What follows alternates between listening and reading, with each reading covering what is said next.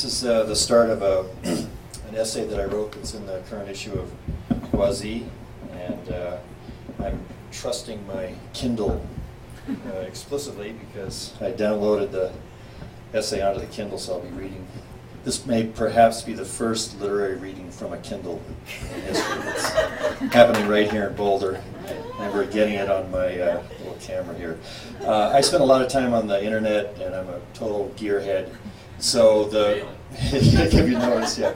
And but a year ago, I went off the internet for 12 days at my wife's encouragement down on St. John in the Virgin Islands, and I kept a journal just to see what the state of my mind would be as I went 12 days without the internet. And so that gave rise to this essay, and it's called Cold Turkey in Paradise, 12 Days Off the Internet at Maho Bay. Prologue, May 23rd, 2007. As midnight approaches, I have a decision to make. Should I leave my laptop computer in Denver or take it with me to St. John in the U.S. Virgin Islands, where tomorrow I will join my wife for a gathering of her siblings? 12 days off the internet? I'm not sure I can do it. I call my friend Kessler Woodward, a painter in Fairbanks, Alaska. I'm thinking of not taking the MacBook Pro, I tell him. After a pause, he asks, what's the downside? Well, I might go crazy, I say. Yes, that's possible, he says. We are both laughing. The main thing is the podcasts, I say. If I get desperate for email, I can take a taxi to the Internet Cafe in Cruz Bay. But there's no way I'll be able to create the podcasts, and there will be so much great material down there. We go back and forth for a while, and Kess, as usual, offers his opinion mainly by letting me talk my way toward what I really think. I'll be very interested to see what you decide, he says. I then turn to Twitter, the microblogging site that I recently joined. Via posts of no more than 140 characters each, you can leave traces of your day, links to sites of interest, comments on others' posts, or questions for the people following you. I post the following tweet. Tempted to go Macless to Virgin Islands. 12 days with Sweetie. No tweets or RSS, but I can't stand missing chance to podcast from paradise. Within 10 minutes, a Twitterer whose username is Ann Ohio posts this reply.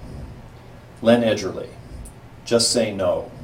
Disconnect, no Mac, no podcast, 2 tickets to paradise, don't bother taking clothes either. That settles it. A personalized message in the middle of the night from a near stranger somewhere in Ohio delights me into action. I film a video of myself announcing that my weekly Video Pod Chronicles will take a break for nearly 2 weeks. I edit the clip in iMovie and post it at blip.tv and Video Pod Chronicles. I record a similar announcement for my weekly audio podcast and post it at Audio Pod Chronicles. Having notified my audience of family, friends, and a few strangers, I shut down, close the laptop's cover, and go to bed for a few hours of sleep. Day 1. When I woke up, the decision still seemed right. Instead of podcasting, I planned to write regularly in my leather notebook, so I packed a supply of lined paper and a bottle of blue-black ink for my Lamy fountain pen. As I rolled my bag to the hallway, I took one last look back at the thin platinum shape on my desk and wondered if I was making a terrible mistake. My wife and I have been vacationing at Maho Bay Camps, an eco-friendly resort on the relatively undeveloped island of St. John, since before we were married 22 years ago. For the past 4 years, her sister Deb has worked here as the activities director. Maho prides itself on having prehistoric internet capability for guests. You can rent one of 2 dilapidated, moldy PCs by the half hour in a dank closet, sitting back to back with someone else too hooked on the net to enjoy paradise. It feels like sitting in the stocks on a public common in New England. A fan blows on you from just outside the closet, which I call the internet dungeon. It's on a main walkway next to the 2 public payphones. When I stroll by, I feel compassion laced with judgment for the pasty nerds crammed into the dungeon, the same mix of emotions I feel for the tall old man who wanders the park in Cruz Bay drunk, yelling at himself. After a long day of flights from Denver to Dallas-Fort Worth, San Juan, and St. Thomas, followed by the ferry trip to St. John and the half-hour taxi ride to Maho, I'm glad to be back. I arrived in the dark, so I'm disoriented, but I happily recognize the night sounds of the peepers and the soft surf, and it's sweet to reconnect with Darlene after a week apart.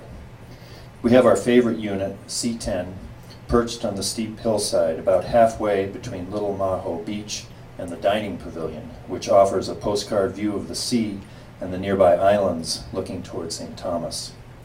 Maho's minimalist cabin tents each have 2 rooms and a porch, electricity but no running water. Wooden walkways connect them to the beach, the dining area, and the shared bathhouses. I have not been on the internet for a full day. I seem to be okay. Day 2. I swam early this morning when the sea was calm. I did the Australian crawl over schools of yellow and silver fish. Afterward, I floated for a while on my back and watched the clouds move past the island's hills. I have not snuck onto the internet, into the internet dungeon, to Twitter or check my webmail or upload a photo of sunset over Maho Bay to Flickr. No additions to my blog, no scan of my RSS feeds on NetVibes, no furtive additions to my MySpace page, no refreshing of my iPod Shuffle with new podcasts from National Public Radio, the Council on Foreign Relations, or Adam Curry. No adding of the Sunday TV news shows to my video iPod. Unplugged for 2 days, I wonder what's happening in the world, but I'm not dying to know.